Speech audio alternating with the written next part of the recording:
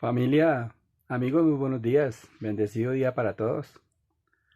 Por aquí nuevamente hoy, viernes, hacerles este videito. Eh, Muchas gracias a todas las personas que se siguen vinculando al canal, que siguen divulgando mis videos, siguen compartiéndolos. Por eso hay nuevos integrantes al canal. Muchas gracias. Les sigo contando cositas. Gracias por interesarse en estos videos y por preguntar. Como les decía, son ustedes los que están haciendo estos videos porque me preguntan y al preguntarme cosas, lógicamente me hacen recordar y recordar muchas cosas que lógicamente toca contar. Bueno, respecto a estos últimos videos que he hecho, pues lógicamente han salido muchas preguntas. Dentro de esas está, por ejemplo, gente varias que me preguntan que si en la cárcel o en las cárceles donde yo estuve habían calabozos de castigo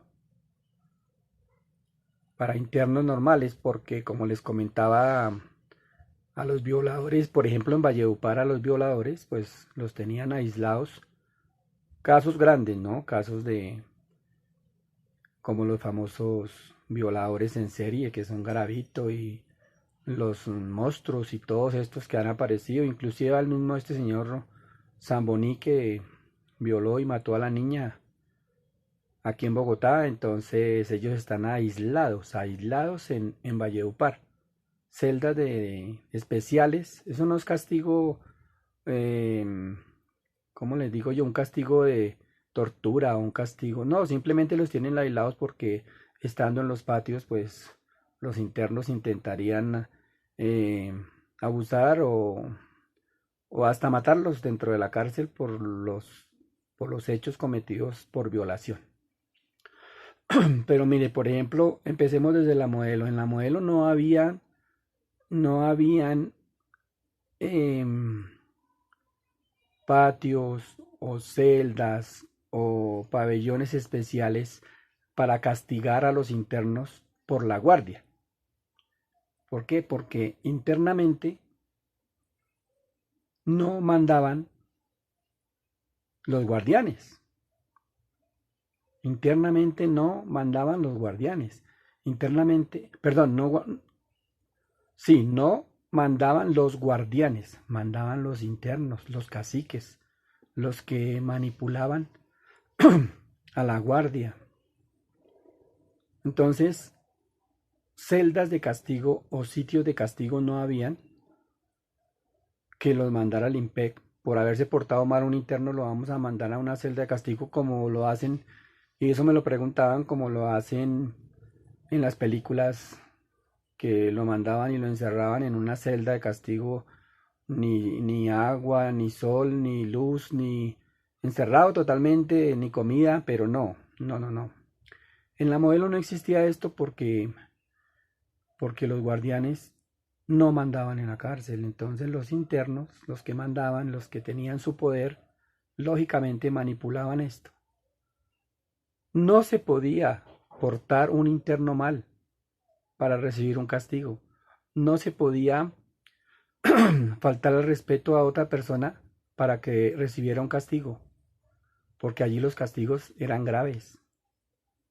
Allí si cometía una falta, lógicamente lo iban a apuñalear o le iban a dar una madería grande si no era mucha la falta, y si llegaba a una falta tan grave que hasta lo podían matar.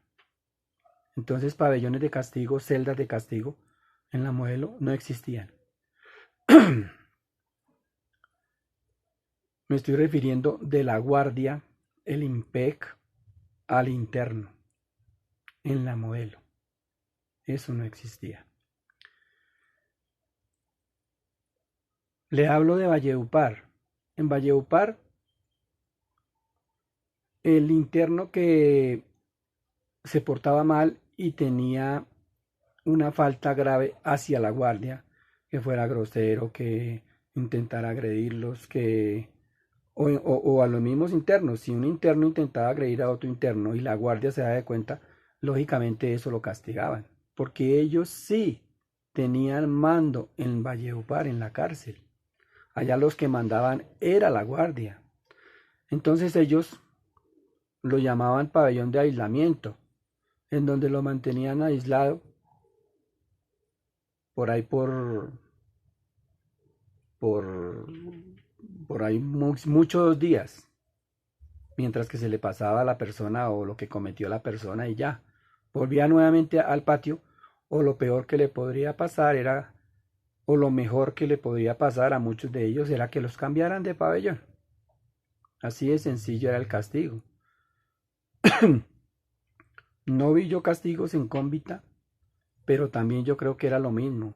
Yo creo que ellos tenían de pronto, ellos no tenían un pabellón especial para eso, pero sí tenían pabellones de recepción que era donde, jaulas donde llegaban los internos nuevos mientras que lo reseñaban y les daban patio y pabellón y todo esto.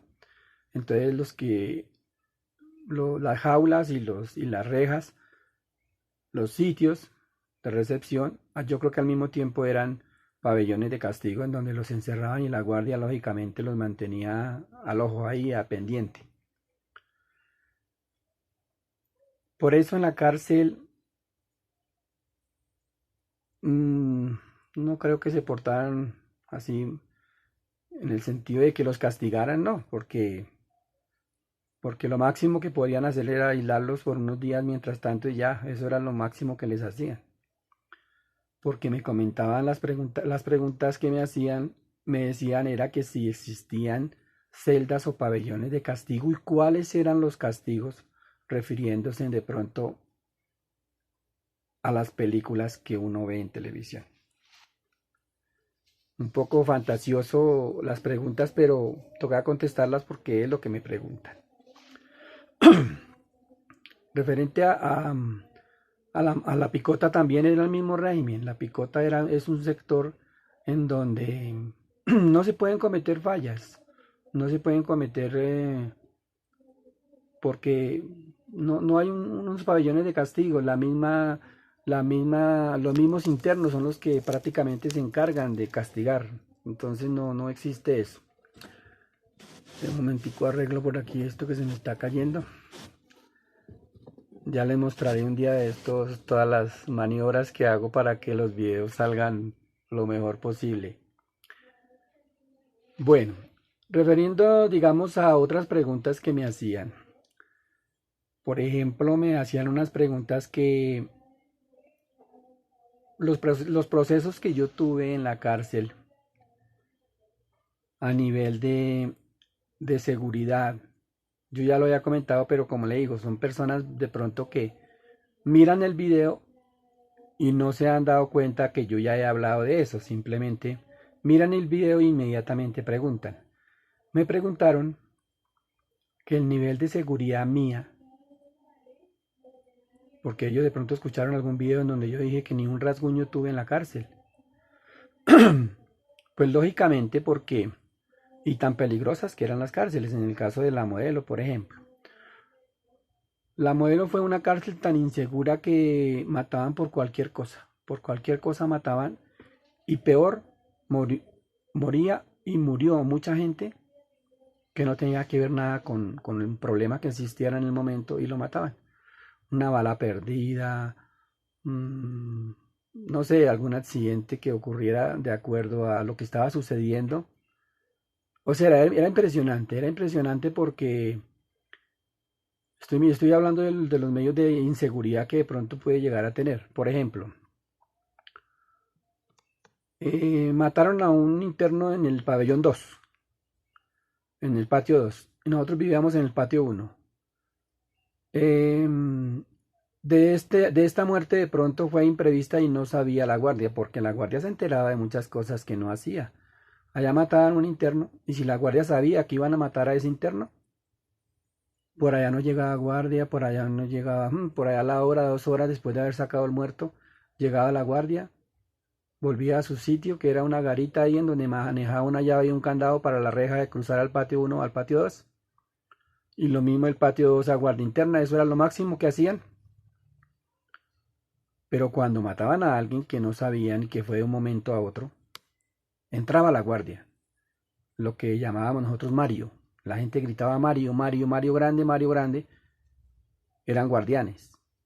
Entraban a ver qué había pasado, en dónde estaba el arma, a quién habían matado, en fin.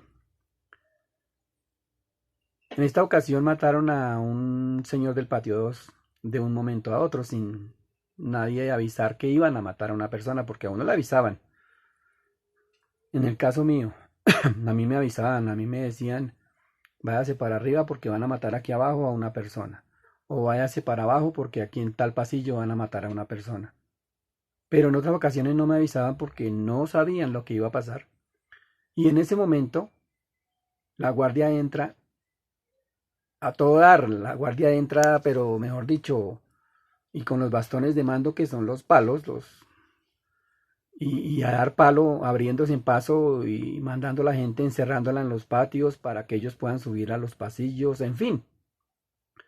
Cuando entran estas personas así, estos guardianes, lógicamente si uno está en el patio no haya para dónde correr uno. Pero no solo por correr o sea, uno no corría por temor de que lo fueran a coger a uno porque uno no le da a nadie nada, pero por evitar esas paliadas, porque ahí no iban a mirar, este señor, no, este señor es sano, no le peguemos, no, ahí entraba la guardia dando palo y dando, abriéndose campo como fuera con los chuflay esos de los gases, y en ocasiones, lógicamente, los internos eran tan agresivos que hasta agredían a la guardia para evitar que les pegaran, o en fin. Entonces, ¿estos de qué se valían? Pues de los chuflay, botando gases. Las gaseadas fueron impresionantes. Entonces yo le digo, en esta estampía de correr unos para un lado, correr otros para otro, la guardia, entrar palo por aquí, por gases, pues lógicamente, en ocasiones, por ejemplo, en una ocasión se mató un señor porque él bajaba la escalera y lo botaron o se cayó, bueno, en fin, no sé cómo fue eso, todo fue que se cayó y se pegó en la cabeza de espaldas y se ennucó, se mató, hubo un muerto, accidentalmente de pronto, pero hubo un muerto, entonces eso era lo que uno evitaba. Y ese era uno de los peligros que uno tenía en la cárcel. Y no solo con la guardia. Eh, Cuando empezaba a sonar la bala que se enfrentaban unas bandas a otras, en el mismo patio se enfrentaban a bala la guerrilla con la delincuencia común, presos comunes, o los presos comunes, se llamaban presos sociales, o los presos sociales, o la guardia, o la guerrilla, o entre ellos, entre dos mismas bandas de presos corrientes, pero que tenían poder, que tenían mando, que tenían armas, que eran varios, pues se enfrentaban a bala por el poder. El poder en la cárcel es cobrar por guachimaneadas. Guachimaneadas es el aseo que se hace en el pasillo. Tiene que pagar uno para que le dé plata a la guardia, para vivir, para extorsionar. La gente vive de eso. Por dormir en el piso frente de las celdas tocaba pagar. Por todo esto les he contado. Entonces, ¿qué pasa? Ellos se agarraban por el poder. La droga. La droga es como en la calle, que la gente se mata por coger las líneas de la droga. Lógicamente esto lo hacen por la ambición a la plata. Por enemigos simplemente también lo hacían y se agarraban a bala. Entonces ahí era otro peligro en donde sonaba la bala y uno, si estaba por ahí y una bala lo cogió de malas porque también murió gente así. Entonces era otro medio también de inseguridad en la cárcel.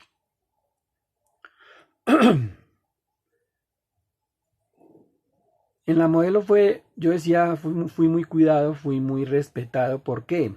Porque en la modelo, recién yo llego a la modelo, se conoce mi caso. Empieza a correr la bola, Alejandro Pico es inocente, Alejandro salió en tal parte, salió en tal otra, lo sacaron en la revista y esto, lo otro. Entonces, ¿qué pasa? Que yo fui muy conocido y lo primero que me preguntaban o me advertían era, no esté en sitios en donde corra su vida a peligro. Los guerrilleros, los presos comunes, las bandas, gente que simplemente por el hecho de saber que Alejandro Pico era conocido por todo esto de medios de comunicación y que era inocente porque era lo que más replicaba la gente, me advertían a mí, me decían, me cuidaban, sin tener ninguna obligación conmigo, porque era como cualquier otro interno, cualquier otro preso y decían, de malas si está en el sitio donde no estuvo y lo mataron. No, a mí me decían, súbase, van a matar aquí en el patio a tal persona, o bueno, un interno X. A la salida del Wimpy van a matar a fulano. Una vez no me advirtieron, pero yo lo vi y yo lo presencié sin decirme porque de pronto no advirtieron y fue de un momento a otro. No sé si de pronto lo conté. Un señor que era ex policía, en su tiempo de policía fue delincuente porque trabajó con muchas bandas y por eso lo cogieron y fue preso. Y la iba muy bien con los presos por eso, porque era un delincuente, pero era policía al mismo tiempo. Él vivía en el pabellón donde le llaman el CAI, o sea, donde están los policías, los militares, en ese tiempo, ¿no? Porque eso era un error del gobierno, yo les comenté eso, pero vivían en el pasillo de seguridad que era el CAI, pasillito dentro del patio. Este señor tenía plática y tenía dos asaderos, un asadero en el patio 1 y un asadero en el patio 2. El del patio 2 se lo administraba, no sé, algún otro interno, algún familiar, no sé. Y en el patio 1, él, con otras personas que le colaboraban y les pagaba, en fin. Y él administraba su asadero de pollos y quedaba exactamente puro a la salida de la puerta o la entrada al Wimpy, a donde van el pasillo, un pasillo largo, tienen que caminar para llegar al sitio de alimento que era el comedor. Antiguamente comían allá en el comedor y salían, se demoraban en salir, pero a raíz de las peleas que sucedían en el comedor y habían escasamente 2 o 3 guardianes controlando eso, pues ante, digamos que no vayan todos al Wimpy, entonces en ese patio habían 1.700, 1.600 internos, entonces que fueran 1.000. Para 3 internos, para 3 guardianes controlar eso era tremendo, o sea, era difícil, peligraba la vida de estas personas allá. Y se agarraban por muchas cosas, que por la comida estaba fea, que porque la yuca estaba dura, que los garbanzos y se los tiraban de unos a otros, o sea, eso era, o buscaban cualquier cosa solo por disgustar y por incomodar a los poquitos 2, 3 guardianes que habían controlando esto. Entonces, entraban, reclamaban y al mismo tiempo salían y comían afuera en el patio. Esa vez fue así, esa vez entraron, abrieron para el Wimpy. Yo estaba en la cancha de microfútbol, no me acuerdo si de pronto estaba jugando microfútbol o estaba... Bueno, estaba ahí en la cancha de microfútbol cuando de un momento a otro salieron 4 personas. Y estas personas tenían capuchas en las cabezas, estaban cubiertos como con pasamontañas. Y cada uno tenía un arma en la mano. No podríamos correr, no podíamos, porque la gente estaba saliendo del Wimpy, no podíamos, o sea, peligraba mi vida en ese momento, porque lógicamente estaba en un sitio donde iba a haber bala, donde iba a haber muerto, donde iba a haber algún encuentro. Uno no sabe si de pronto la persona que iban a matar estaba prevenida y salía con arma también, entonces, o de pronto lo iban a defender y también iban a disparar otras personas de otras partes. O sea, eso era una lotería de violencia. Si había o no había gente que defendiera a la persona que iban a matar, eso era delicado. Todo eso me lo contaban y me prevenían a mí de eso. Pero ese día, yo estaba ahí, cuando vimos nosotros a las personas que se colocaron las capuchas y que con sus armas en la mano dijimos, pues van a matar a alguien que sale del Wimpy.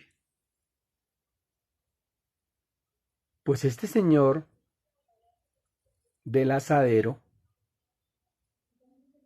Él entró al Wimpy a alguna cosa, a traer alguna cosa, pero no a reclamar la comida del Wimpy, porque el Wimpy es para la gente pobre, para la gente que no tiene con qué comprar un plato de comida en la cárcel de las que preparaban ahí.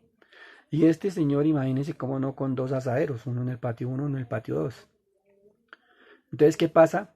A este señor lo acribillaron saliendo del Wimpy.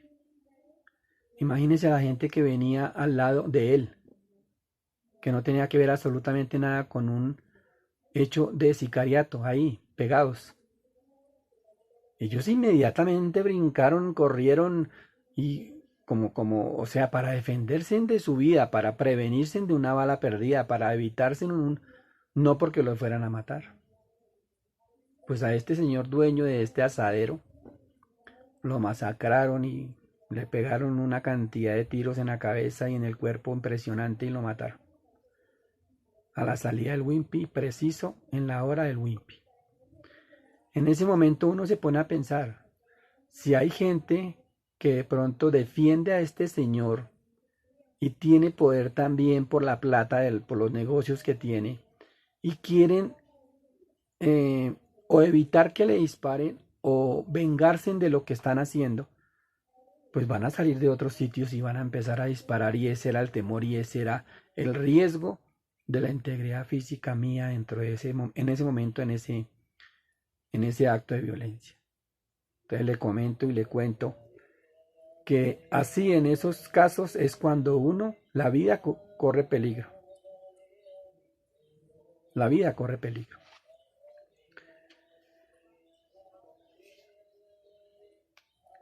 En otros momenticos que uno dice también que la vida corre peligro son o eran cuando habían festejos. Imagínense ustedes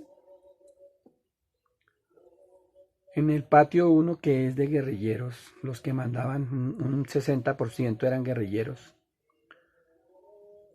Imagínense el festejo del Día del Guerrillero.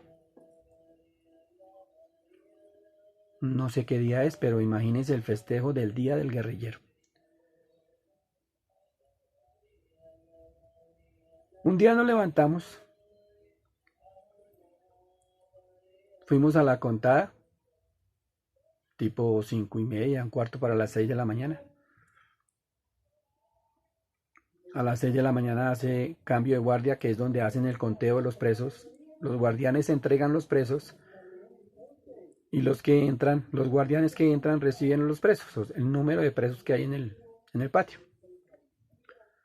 Pues imagínense que cuando nosotros bajábamos en la mañana, yo la gran mayoría de veces bajaba, yo no me quedaba, yo no pagaba 200 o 500 pesos por quedarme durmiendo, no. Yo todo siempre bajaba al patio, bajaba al patio. Imagínense nosotros encontrar en el patio una res. Eso fue un viernes. Encontramos una res viva, una vaca, en el patio, amarrada a una reja y ahí estaba. Todo fue innovación, pero ¿cómo así una res, una vaca? Iban a festejar, era el Día del Guerrillero. Y el festejo tenía que ser en grande. Y empezando, la guerrilla mandó una res, la guardia ingresó un animal vivo a la cárcel.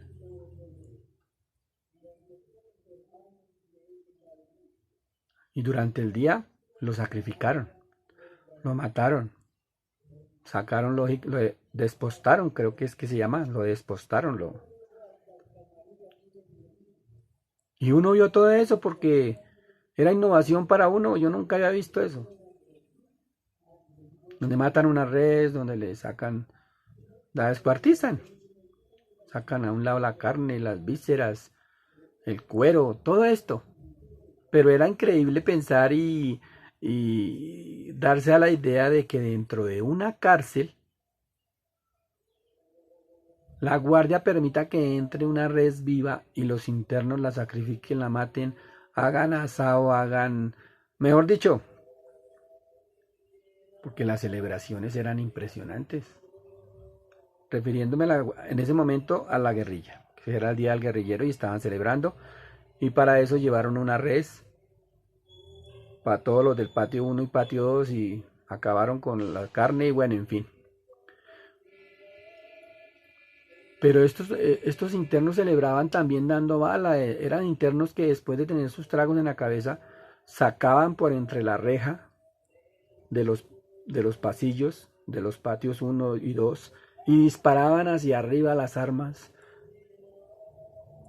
Lo poquito que alguien sacaba era un revólver 38 y disparaba, porque el resto se veían, eran pistolas, se veían metralletas, o sea, era impresionante. eh,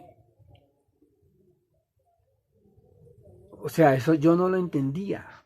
Y muchos, en la cárcel sonaba la bala como si fuera pólvora, como si fuera o sea, yo no entendía eso. ¿Y la guardia? ¿Dónde estaba la guardia? ¿Por qué no entraba? Porque sonaba bala. No salió muerto, pero estaban celebrando, estaban disparando armas. ¿En dónde estaba la guardia? Aunque no crean, este también es un momento en donde la vida de uno corre peligro. Uno no sabe esas balas que pueden.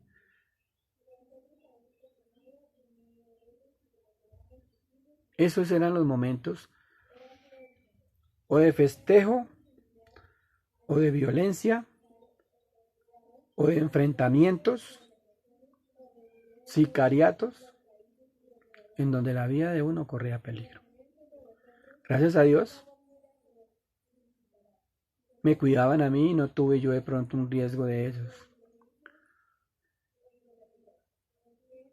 Para una, creo que fue para un celebración de un Día del Padre.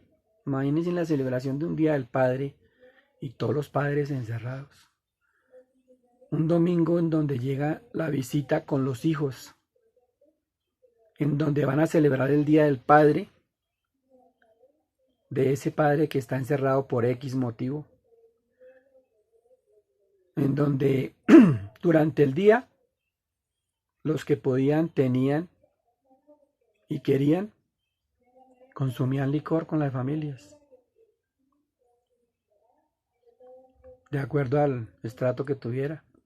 Los más pobres, si querían, tomaban chicha en los patios con las familias y se veía que tomaban con las esposas, con los familiares que venían, celebrando el Día del Padre. Los que tenían celda y los que tenían medios y los que tenían un poquito más de platica, de pronto tomaban chamber, que era el aguardiente que se destilaba en la cárcel, con más platica y con un poquitico ya de poder, tomaban un poquito, ya era el aguardiente de la calle, ya era el whisky, ya era las bebidas que quisieran porque la plata lo daba. Entonces todo esto, después de la visita de un domingo celebrando el Día del Padre, después de ver a sus esposas, sus familiares y sus hijos, que era lo más importante, llegaban y seguían en la celebración. Sacaban sus armas, disparaban, era como una forma como de expresión de felicidad por haber visto a sus familias, otros de tristeza porque de pronto no tuvieron ese privilegio de que los visitaran.